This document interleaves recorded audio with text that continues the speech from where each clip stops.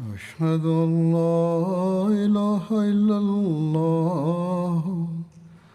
وحده لا شريك له وأشهد أن محمدا عبده ورسوله أما بعد فأعوذ بالله من الشيطان الرجيم بسم الله الرحمن الرحيم الحمد لله رب العالمين الرحمن الرحيم مالك يوم الدين إياك نعبد وإياك نستعين اهدنا الصراط المستقيم صراط الذين أنعمت عليهم غير المغضوب عليهم ولا الضالين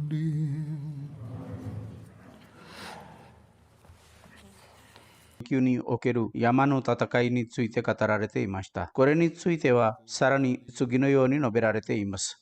ハズラト・アブ・サイド・クドリはエバード・ビン・ビシャルが次のように言っているのを聞いたと語っています。アブ・サイドよ、私たちがボザハから自由になった夜、私はまるで天が開かれ、それからそれが私にとって閉じられたかのように夢の中で見ました。これは殉教を意味すると、アブサイドは私がインシャアラ何が起こってもそれはより良くなるだろうと言ったと語っています。彼は言います。山間の日に私は彼を見ていました。そして彼はアンサールを呼んでいて、私たちに来てくださいと言っていました。したがって400人が戻ってきました。バラービン・マリク・アブドジャナとイバード・ビン・ビシャルが彼らの最前線にいました。したがって彼らのすべては庭園の入り口まで着きました。私がエバード・ビン・ビシャルの殉教の後、彼を見たとき、彼の顔にたくさんの剣の跡がありました。私は彼の体にある一つのマークによって彼を認識しました。次に、ハズラト・ウンメ・アンマラについての言及です。ウンメ・アンマラはイスラム歴史の中で最も勇敢な女性の一人であったサハビヤでした。彼女の名前はノセバ・ビンテ・カーブでした。彼女はオホドの戦いに参加したこともあり、非常に勇気を持って戦いました。イスラム教徒が勝利を収めていたとき、彼女は水袋で水を運んで人々に飲ませていました。そして敗北したとき、彼女は聖預言者のところに来て勇敢に戦い始めました。不信者たちが聖なる彼に近づくとき、彼女は矢と剣で彼らを止めていました。聖預言者自身は後に彼女がオホドで私の右と左で戦っているのを見たと言いました。イブネカメアが聖預言者に近づいたとき、ウンメ・アンマラは前に出て彼を止めました。したがって彼の攻撃のため、ハズラト・ウンメ・アンマラは肩に深い傷を負いました。彼女も剣を撃ちましたが、彼が二重の鎧を着ていたので効果がありませんでした。とにかく、これはハズラト・ウンメ・アンマラの史跡です。彼女は彼女の息子のアブドゥラがムサルマ・カザブを殺したと語っています。その日、ハズラト・ウンメ・アンマラ自身が山間の戦いに参加しており、そこで彼女の片方の腕が切断されました。ハズラト・ウンメ・アマラがこの戦いに参加した理由は次の通りです。彼女の息子のハビーブ・ビン・ゼッドがハズラト・アマル・ビン・アースと一緒にオマーンにいたとき、聖預言者は亡くなりました。このニュースがアマルに届いたとき、彼はオマーンから戻りました。途中で彼はムセルマンに会いました。ハズラト・アマル・ビン・アースが先に進み、ハビーブ・ビン・ゼッドとアブドゥラ・ビン・ワハブが後ろにいたので、彼ら二人もムセルマンによって捕らえられました。彼は私がアッラーよりの人であることをあなたたちは証言するのかと尋ねました。アブドゥラビン・ワハブははいと答えました。ムセルマンは彼を鎖で束縛して投獄するように命じました。彼は信じられず、おそらく彼が命を救おうとしてそのように言っていると思った。いずれにせよ、その後、彼はハビーブ・ビン・ザイドに向かって、私がアッラーの使徒であることを証言しますかと尋ねました。つまり、ムサルマが尋ねた。彼は、私は耳が聞こえないと答えた。それから彼は、モハンマドがアッラーの使徒であることをあなたは証言しますかと尋ねました。彼は、はいと言いました。そこでムサルマの命令によって彼がバラバラに切断されました。彼が彼に、あなたは私がアッラーの使徒であることを証言しますかと尋ねるときはいつでも彼は私は聞くことができないと答えていました。そして彼があなたはムハンマドがアッラーの使徒であることを証言しますかと彼に尋ねたときはいつでも彼ははいと答えていました。したがって彼は彼の体のすべての器官を切り落としました。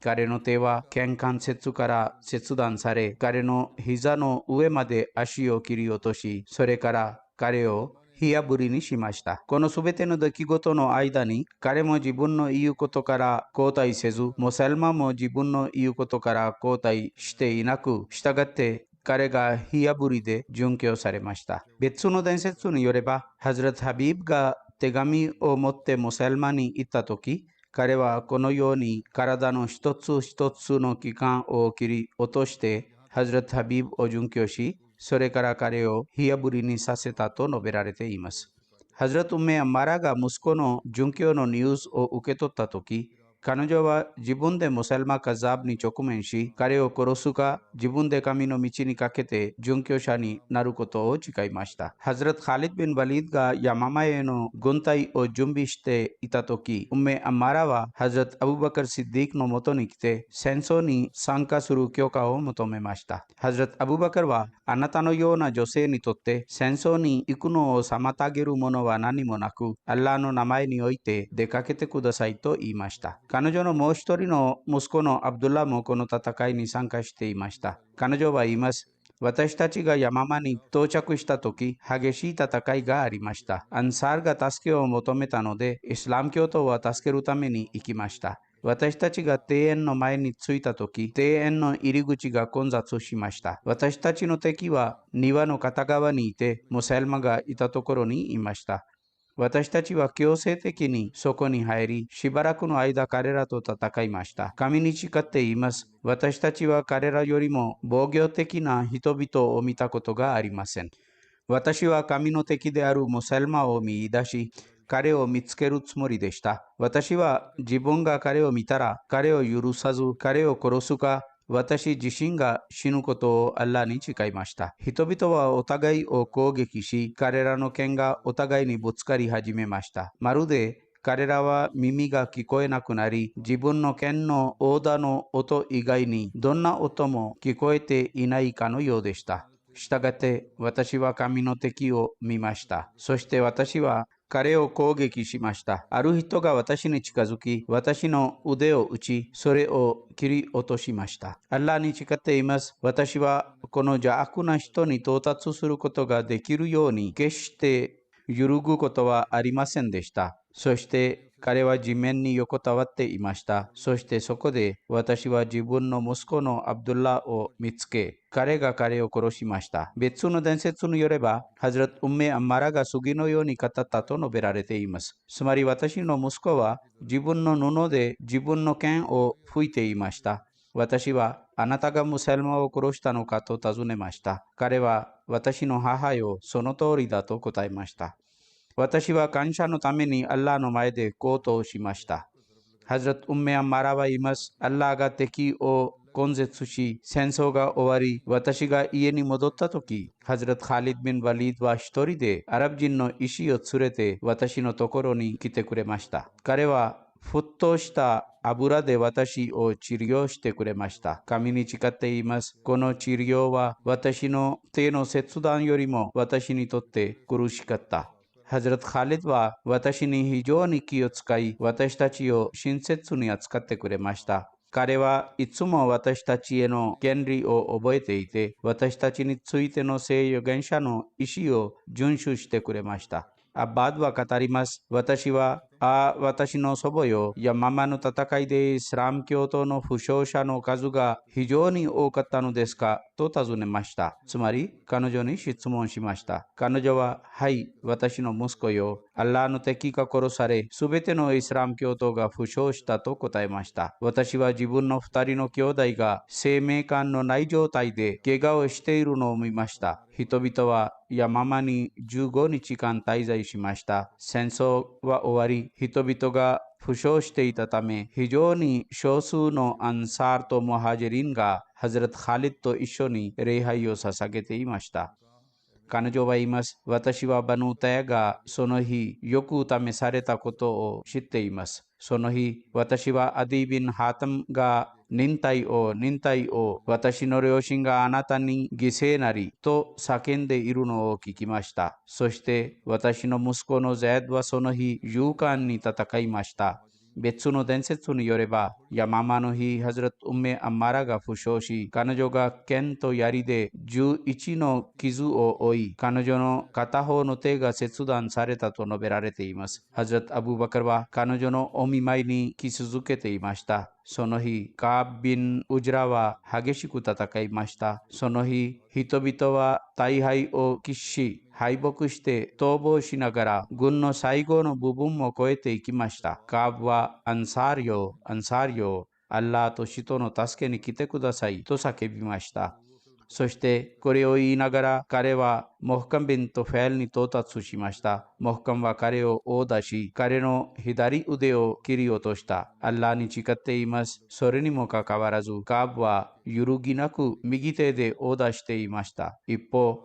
彼の左手が出血していました。したがって彼は庭園まで到達し、その中に入りました。ハビーブ・ビン・ザイドはアオスに呼びかけ、アシャルよと言いました。そこでサビトは、アンサーよ、それは私たちとあなたたちの軍隊だと言うように彼に言いました。彼は、アンサーよ、アンサーよと叫びました。したがって、バヌハニファは彼を攻撃しました。人々は分散し、彼は二人の敵を殺し、そして自分も殉教されました。ウメール・ビン・オースは彼に交代しましたが、彼も敵に襲われ、殉教しました。それからアブ・アキールについて述べられています。アブ・アキールはアンサールの同盟族であり、彼は山間の日に最初に戦争に出ました。彼は一本の矢が当たり、それは肩を突き刺して心臓まで届きました。彼はその矢を引き抜いた。その後、彼はその傷によって弱くなりました。彼はマーン・ビン・アディがアンサーリを敵を攻撃するために戻ってくださいと言っているのを聞きました。アマルは言います。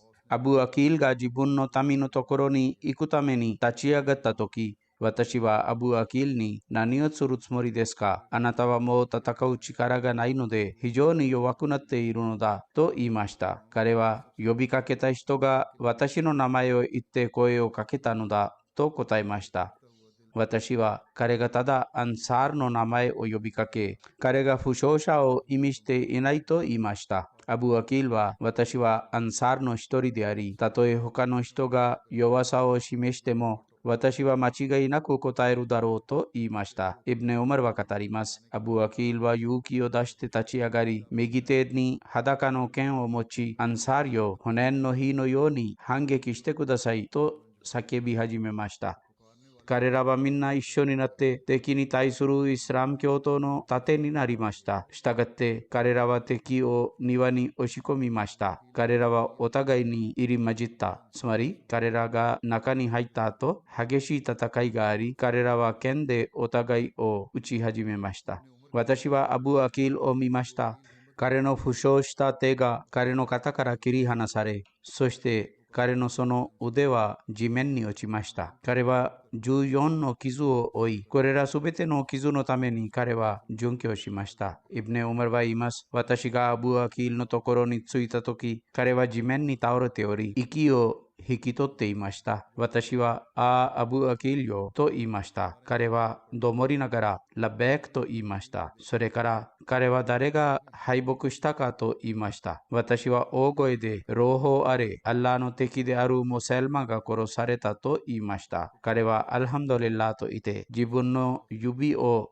空に向けてあげ、亡くなりました。イブネ・オマルは言います。私の知る限り、彼は聖預言者の選ばれた何人かのサハバの一人であり、初期のイスラム教徒でした。ムジャービン・マララはバヌ・ハニファの主張の一人でしたが、彼がすでに言及されています。ある日、彼はマーン・ビン・アディについて次のように語りました。つまり、彼と私の間の古い友情のために、彼は聖預言者の時代に私に来ていました。モジャーは言います。ヤママの戦いが終わった後、代表団がハズラット・アブバカルに来た時、ハズラット・アブバカルはある日、自分の仲間たちと一緒に殉教者たちの墓参りをするために行っていました。私も彼と一緒に出かけた。したがって、ハズラット・アブバカルと彼の仲間は70人のサハバの墓に行きました。私はこう言いました。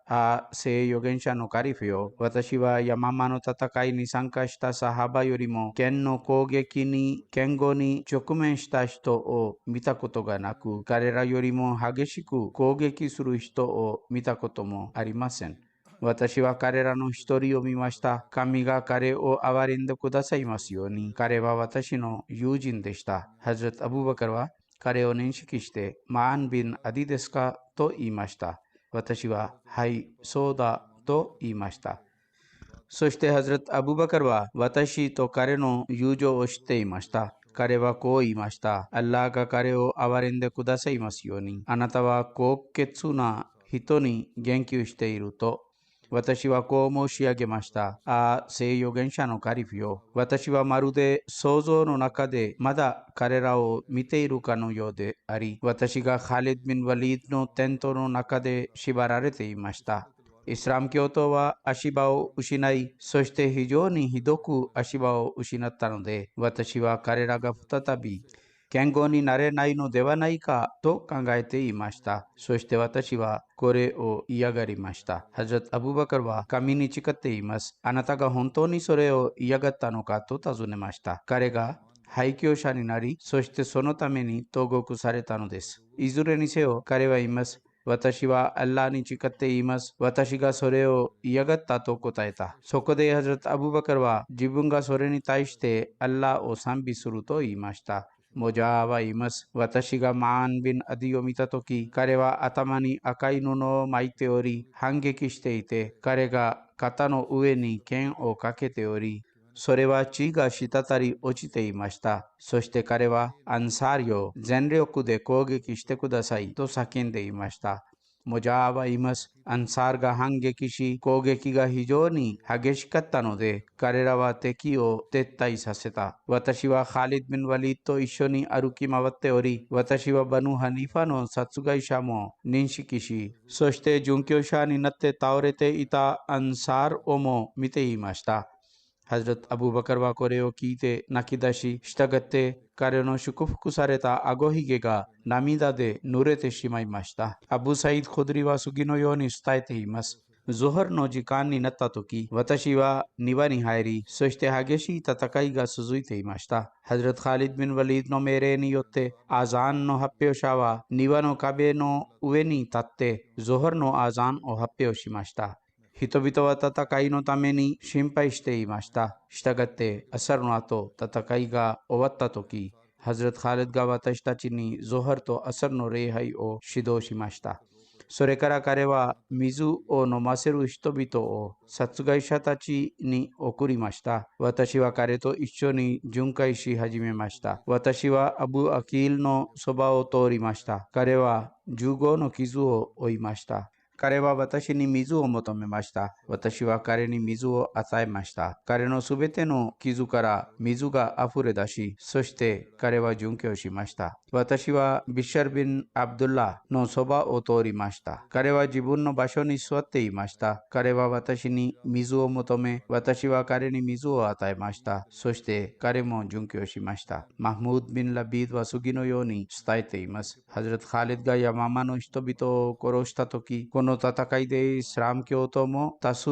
殉教し、聖預言者のサハバの多くも殉教し、生き残ったイスラム教徒の多くが重傷を負っていました。ハズラト・カリドがムサルマンの殺害について知らされたとき、彼はモジャーに鎖をかけてムサルマンを見分けるために一緒に連れてきました。彼は遺体の中で彼を探しましたが、そこでムサルマンを見つけませんでした。それから彼は庭に入ると、背の低い黄色の平らな花を持つ男の遺体を見ました。そこでムジャーは、これがムサルマンであり、あなたたちは彼を片付けたのだと言いました。そこでハズラト・カリドは、これがあなたたちにこれらのすべてを起こしたものだと言いました。モジャーは投獄されていたが、彼はバヌ・ハニファの代表者であり、主張であったので、彼は彼らを救いたかったのです。男性はほとんど死んでいましたが、要塞の中に閉じ込まれている残りの人々を救うために、彼は陰謀を図り、欺瞞的にハズラト・カリド・ビン・ワリードと平和条約を結びました。彼はハズラト・カリド・ビン・ワリードに向かって、あなたに対立するために出てきたこれらの人々はただせっかちな人々であるが、砦がまだ戦士たちでいっぱいになっていると言いました。ハズラト・カリドは、あなたに破滅され、あなたは何を言っているのですかと言いました。そこでムジャーはこう言いました。神に誓っています。私が言っていることは絶対に真実です。だから来て、私の背後にいる私の人々と平和条約を結んでくださいと、彼はこれらのことを欺瞞によって言ったが、次にそれが明らかになるだろう。ハズラト・カリドはこの恐ろしい戦争でイスラム教徒たちが被った命の喪失を考慮し、バヌ・ハニファの主張かつ真の反逆者が自分の同志たちと共に殺された今、イスラム教徒にこれ以上の犠牲者を出さない方が良いと思いました。したがって、ハズラト・カリドは平和に同意しました。ハズラト・カリドからの平和を保証して、モジャーは私が彼らのところに行き、彼らに相談すると言いました。それからモジャーが砦の中に女性や子供たちと非常に高齢の人々以外の誰もがいないことを知っていたにもかかわらず、彼は彼らのところに行きました。彼は彼らに鎧を着せ、私が戻るまで砦の壁を登るように女性たちに言いました。それから彼はハズラト・カリドに来て、私が和解した条件を彼らが受け入れないと言いました。ハズラト・カリドが砦を見ると、そこは人々でいっぱいになっているのが分かりました。彼は女性などに鎧を着せて、そこに座らせてきたのです。この戦争がイスラム教徒にも喪失を与え、そして戦いが非常に長引かれたので、イスラム教徒は勝利を得た後、戻りたかったのです。なぜならば、次に何が起こるかわからなかったからです。したがってハズラト・カリドは比較的に穏やかな条件で、つまり金銀武器と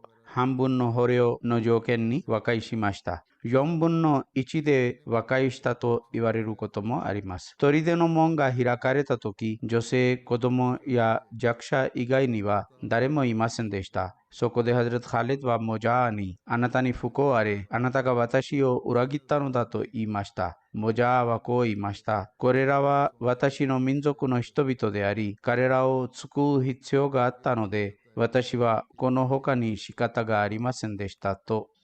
それからすべての大人が殺されるべきであるというハズラト・アブバカルよりの手紙はハズラト・カリドに届きましたが、この手紙はハズラト・カリドがこれらの人々と和解した後に届きました。したがって彼は約束を遵守し、約束を破らずに彼らの命を保護しました。したがってハズラト・カリド・ビン・バリードはイスラム教徒の状態と和解の理由を説明するためにハズラト・アブバカルに手紙を送った。それを読んだ後、ハズラト・アブバカルは安心し満足しました。ハズラト・カリドが平和条約を終えた後、彼が砦について命令を下したので、そこに人々が任命されました。モジャーは和解した者はどれもが彼から隠されず、隠されたものを知っている人は誰でもハリドにそれを知らせるだろうということをアッラにかけて誓いました。その後、砦の門が開かれ、砦から大量の武器が回収され、ハリドがそれを別に集めました。それらの砦から見つかったディナールとディルハムも別に集められ、彼らの鎧も集められた。それから捕虜が取り出され、彼らが二つに分けられた。その後、戦利品のくじ引きが行われ、鎧と足掛けや金と銀などが計量され、5分の1が分離されました。5分の1の4分の1が人々の間で分けられました。騎兵隊のために2つの部分が決定され、そして馬の飼い主のために1つの部分が決定されました。そしてこれらすべての中からも5分の1が分離され、5分の1のすべてがハズラト・アブバカル・シッディークのもとに送られました。これらすべての人々がハズラト・カリド・ビン・ワリドのもとに連れて送られ、彼らはそこで忠誠を誓い、再びイスラム教への改宗を発表しました。ハズラト・カリド・ビン・ワリドは彼らの代表団の一つをハズラト・アブバカル・シッディークのもとにメディナに送りました。彼らがハズラト・アブバカルに到着したとき、彼は大きな驚きを表明しながら、結局あなたたちがどうしてムサルマの罠にかかり迷ってしまったのですかと尋ねました。彼らはこう答えました。聖預言者のカリフよ、あなたは私たちの状況をよく知っています。ムサルマは自分自身にも利益を与えず、彼の親戚も民族も彼から利益を得ることができなかったと、ハズラト・アブバカル・シッディークの夢に言及されています。ハズラト・アブバカルがハズラト・カリドをヤママに送ったとき、彼は次のような夢を見ました。つまり、ヒジルという集落のナツメヤシの実が彼に持ってこられ、彼がそれらの中から一つのナツメヤシの実を食べました。しかし、彼はそれが種であることが分かりました。つまり、ナツメヤシの実ではなく、むしろナツメヤシの実の形をした非常に硬い種でした。彼はそれをしばらく噛んだ後、それを捨てました。彼は自分が見たこの夢をハリドがヤママの人々との激しい対立に直面し、アッラーはきっと彼に勝利を与えるだろうというように解釈しました。ハズラト・アブバカルはヤママからのニュースを熱心に待っていました。そしてハリドからのメッセンジャーが来るとすぐに彼からのニュースを受け取っていました。ある日、ハズラト・アブバカルはメディナから3マイル離れたセラールと呼ばれる場所に行くつもりで、午後の暑さの中で出かけました。彼にはハズラト・ウマル、ハズラト・サイド・ビン・ザイド、トレハ・ビン・ウベドゥッラとムハジリンとアンサーの一団が同行していました。彼はハリドから送られたアブ・ヘスマ・ナジャリに会いました。ハズラト・アブバカルが彼を見たとき、彼は、アブ・ヘスマよ、どういうニュースですかと尋ねました。彼は、聖預言者のカリフよ、良い知らせであり、アッラが私たちにヤママに対する勝利を与えてくれたと答えました。伝説者は、ハズラト・アブバカルがサジダをしたと語っています。アブ・ハスマは、ハリドからあなたへの手紙があると言いました。ハズラト・アブバカルと彼の仲間たちは、アッラーを賛美しました。それから彼は、戦争とその状況を私に教えてくださいと言いました。アブ・ハスマは、ハリドが何をしたか、どのように仲間たちを軍列に並べたか、イスラム教徒がどのように失敗したか、彼らの中で誰が殉教したかを彼に話し始めました。ハズラト・アブバカルは、インナリラヘワインナエラヘラジオンを唱え始め、彼らのために慈悲を祈り始めました。アブ・ヘスマは次のように付け加えました。聖預言者のカリフよ、私たちはベドウィンたちであり、彼らが私たちを打ち負かせ、私たちが良くないと思った方法で私たちを扱ったが、その後、アッラーは彼らに対して私たちに勝利を与えましたとハズラツ・アブバカルは次のように言いました。私は夢の中で見たものが嫌いで、ハリドが激しい戦いに直面するだろうと心に思っていました。ハリドが彼らと和解せず、彼らを剣で片付けたならばよかったのに、これらの殉教者の後に山間の人々の誰もが生き残される権利は全くありませんでした。彼は言いました。彼のため、すなわちムサルマ・カザーブのために、彼らつまり彼の仲間たちが復活の日まで試されるでしょう。ただし、アッラーが彼らを救いたいことを除いて、その後、ヤママの人々の代表団はハズラツ・ハリドに同行して、ハズラツ・アブバカルのもとに来ました。殺された人々の数については、この戦いで殺された廃墟者たちの数が約1万人だったと言われています。別の伝説によれば2万1000人だと述べられています。一方、約500人または600人のイスラム教徒が殉教しました。いくつかの伝説によれば、ヤママの戦いで殉教したイスラム教徒の数が700人、1200人と1700人として述べられたこともあります。ある伝説によれば、この戦争で殉教した人々の中には700人以上の聖コランの暗記者が含まれていました。これらの殉教者の中には、イスラム教徒の間で地位と立場が非常に高く、偉大なサハバと聖コランの暗記者も含まれていました。彼らの殉教は大きな悲劇でした。しかし、これらの聖コランの暗記者の殉教こそは、後ほど聖コランをまとめ上げることにつながりました。これらの殉教者の中の何人かの有名なサハバの名前は次の通りです。ハズラツ・ザイド・ビン・カタブ、ハズラツ・アブ・ホザイファ・ビン・ラビヤ、ハズラツ・サリム・マラ・アブ・ホザイファ、ハズラツ・खालिद बिन सईद, हजरत हकम बिन सईद, हजरत तुफैल बिन अमर दौसी, हजरत जुबैर बिन अवाम नो क्योदाई दे अरू, हजरत सईद बिन अवाम, हजरत अब्दुल्ला बिन हारिस बिन कैस, हजरत इबाद बिन हारिस, हजरत इबाद बिन बिशर, हजरत मालिक बिन औस, हजरत सुराका बिन काब से युगेंशा नो सेक्योशा दे अरू, हजरत मान बिन अदी, हजरत साबित बिन कैस बिन शिमास, हजरत अबू Dojana, Gizensha tachi no shcho de aru Abdullah bin Ubay bin Salul no seijitsu na shinja de aru musko no Hazrat Abdullah bin Abdullah, soshite Hazrat Yazid bin Sabit Khazraji. Ichibu no rekshikani yoreba Yamama no tatakai ga hijra reki 12年 Rabiul Awal tsuki ni okonawareと述べられているが、一部の歴史家はヒジラ歴11年の終わりに行われたという見解です。これらの2つの見解は、この戦いがヒジラ歴11年に始まり、ヒジラ歴12年に終わったというように適用できます。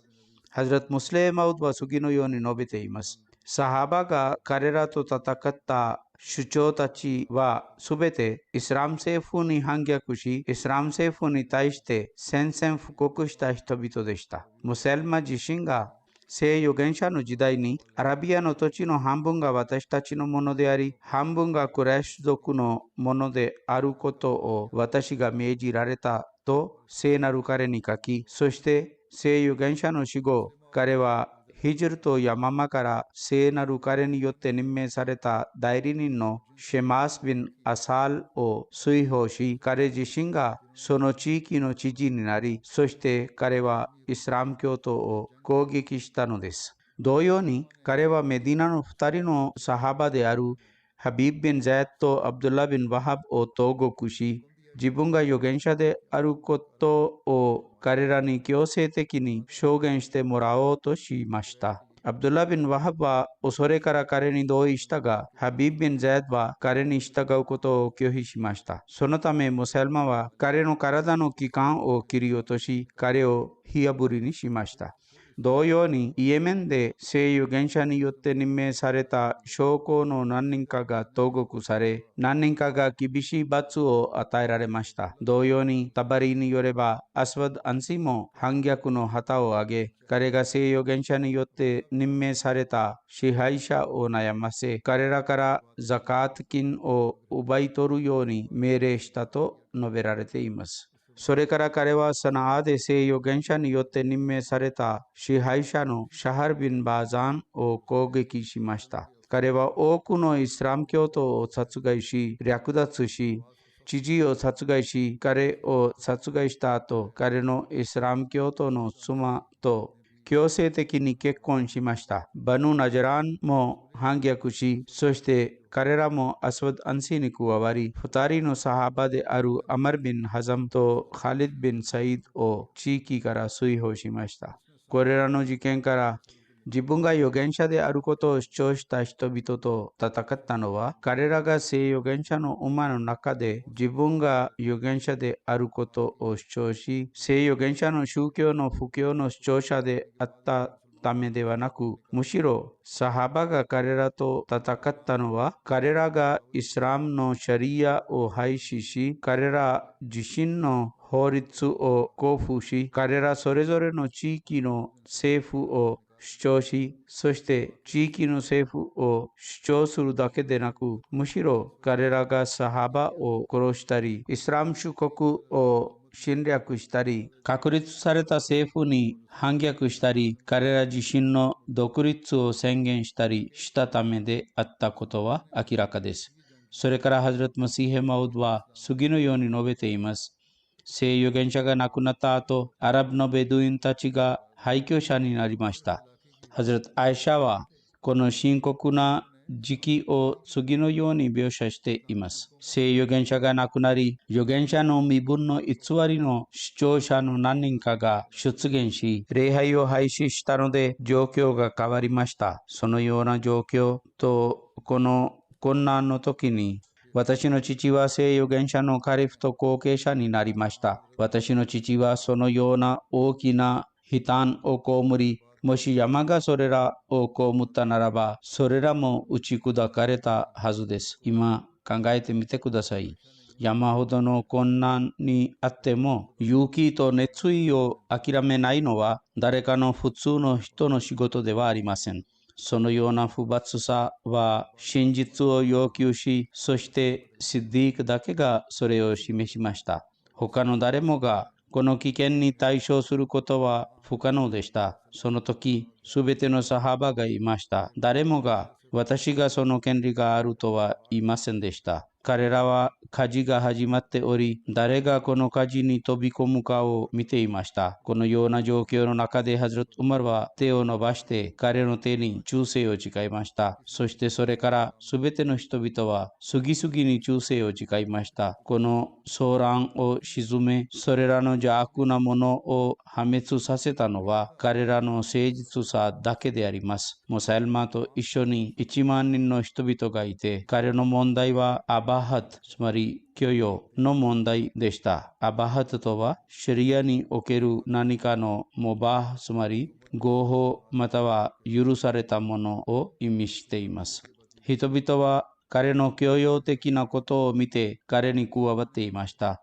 彼は多くの誤ったことを合法化していました。これは前にも語られています。とにかく彼は述べます。人々は教養的なことを見て彼の宗教に加わっていたが、神は自らの指示を証明し、すべての困難を容易にしました。ハズラト・マシーヘ・マウドはさらに述べます。彼のカリフ時代が恐れと苦しみの時代であったことは研究者たちから隠されていません。したがって聖預言者が亡くなった時、イスラム教及びイスラム教徒たちは多くの苦難に襲われました。多くの偽善者が廃墟者になり、そして廃墟者たちが口汚くなり、捏造者たちの一つのグループは自分が預言者であることを主張し、そしてほとんどのベドゥインたちが彼らの周りに集まりました。したがって約10万人の愚かで邪悪な人々がムサルマ・カザブに加わり、騒乱が起こり、苦難が増長し、遠くも近くも災難に襲われ、そして信者たちが非常に激しく動揺されました。その時、すべての人々が試され、恐ろしくて不穏な状況が現れました。そして信者たちはまるで彼らの心の中に火の燃えさしが置かれているか、あるいは彼らがナイフで屠殺されているかのように無力になっていました。彼らは時には人類の最高である聖預言者からの別れのために、そして時には灰に焼けてしまう火のように現れた苦難のために嘆き悲しんでいました。平和の兆候は全くありませんでした。騒乱者たちはゴミの山の上にできる草のように広がっていました。信者たちの恐れと動揺が非常に増え、心が恐怖と不安に満ちていました。そのような時代に、ハズラット・アブバカルが当時の支配者、かつ聖なるハータムン・ナビジーンのカリフとして任命されました。彼は自分が直面した偽善者、不信者と廃墟者たちの態度ややり方によって悲しみと苦痛に圧倒されました。彼は梅雨の雨のように泣き、彼の涙が噴水のように流れていました。そして彼は自分のアッラーにイスラム教及びイスラム教徒の安全を祈っていました。ハズラット・アイシャは次のように語り伝えています。私の父がカリフに任命され、神が彼に支配を授けたとき、彼はヒラファットの初めにあらゆる種類の騒乱が起こること、詐欺師らの主張及び偽善者たちと廃墟者らの反乱に直面しました。彼が非常に多くの苦難に襲われたので、もしそれらが山に降りかかったならば、それらは地面に倒れ、すぐに落ちてバラバラになってしまったでしょう。しかし彼は人たちのように忍耐が与えられていました。したがって神よりの助けが届き、そして詐欺師らが殺され、廃墟者たちが破壊され、騒乱が取り除かれ、苦難が払拭され、問題が解決され、ヒラファットの問題が安定し、神が信者たちを災いから救い、彼らの恐怖の状態を平和に変えて、彼らのために彼らの宗教を強化し、ある世界を真理の上に固執させ、反乱者たちを失敗させ、そして自分の約束を果たし、自分のしもべであるハズラット・アブバカル・シッディークを助け、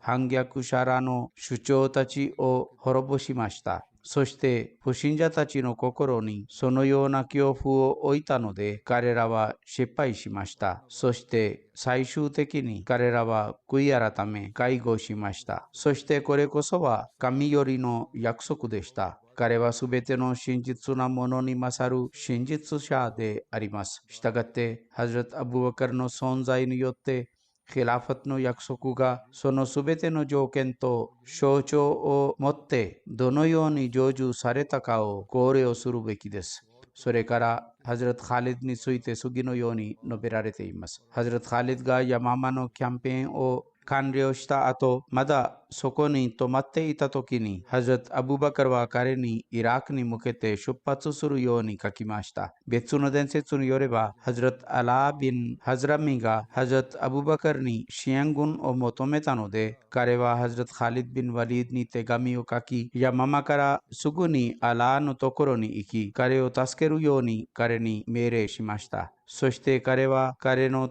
助けに来て、ハタムを殺し、それから彼と一緒になってフートを包囲しました。フートはまたバーレンのナツメヤシの実が豊富であるアブデケス族の地区です。それからハズラット・アブバカルが彼にイラクへ行くように命じたので、彼はバーレンからそこへ出発しました。モジャービン・マララの娘とのハズラット・カリドの結婚について生じる疑問に関して歴史書や伝記の本によれば、ヤママの戦いが終わり、バヌ・ハニファの生き残された人々との平和条約が結ばれた後、ハズラット・カリド・ビン・ワリードが結婚したという言及が見つかります。歴史家によると、ハズラット・アブバカルがこの結婚のニュースを受け取ったとき、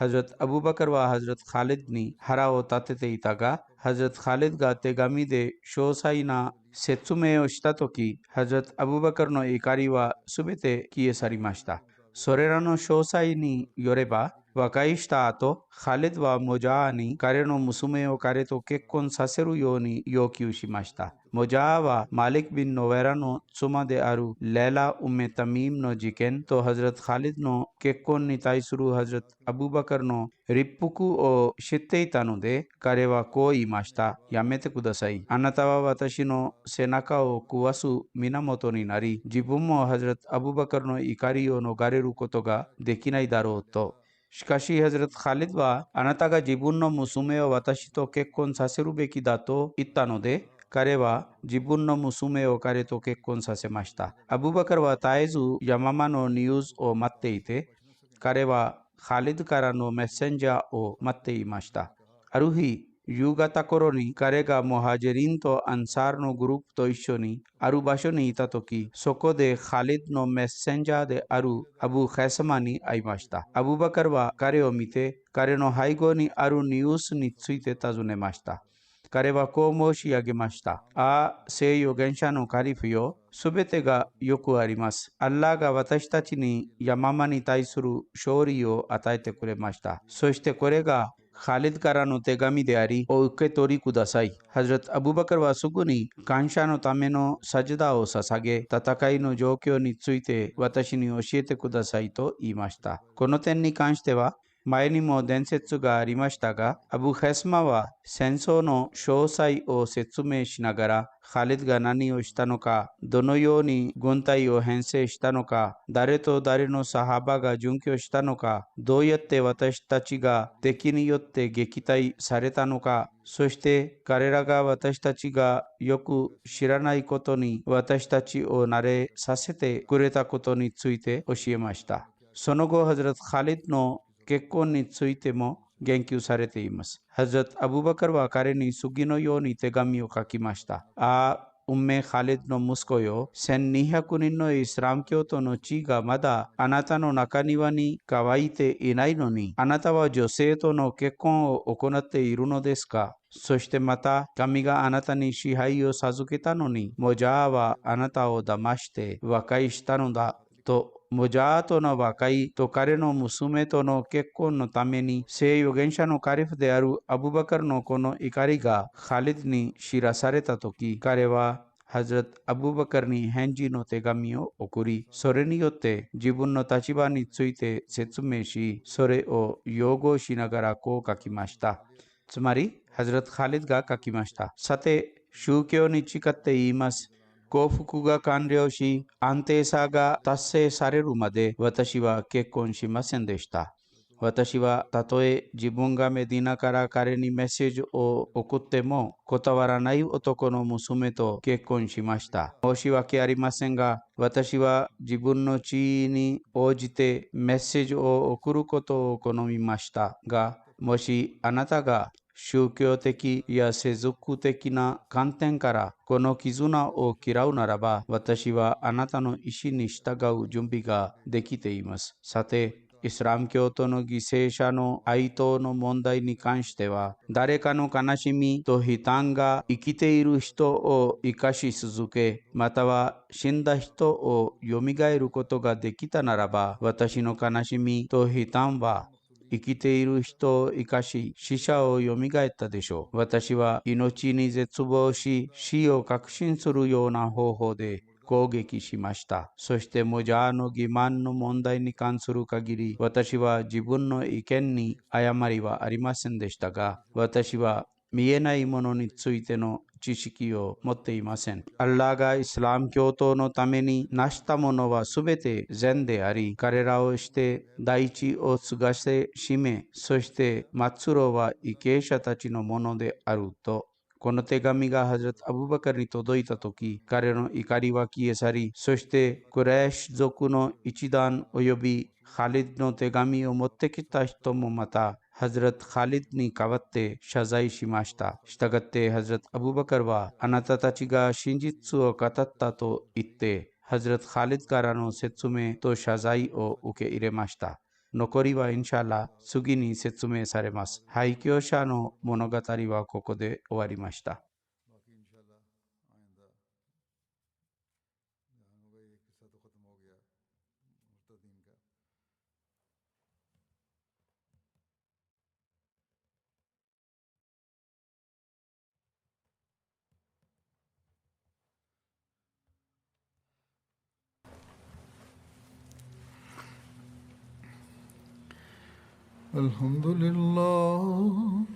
الحمد لله نحمده ونستعينه ونستغفره ونؤمن به ونتوكل عليه ونعوذ بالله من شرور أنفسنا ومن سيئات أعمالنا من يهده الله فلا مضل له ومن يضلل فلا هادي له ونشهد أن لا إله إلا الله ونشهد أن محمدا عبده ورسوله عباد الله رحمكم الله إن الله يأمر بالعدل والإحسان وإيتاء ذي القربى وينهى عن الفحشاء والمنكر والبغي يعظكم لعلكم تذكرون اذكروا الله يذكركم وادعوه يستجب لكم ولذكر الله أكبر.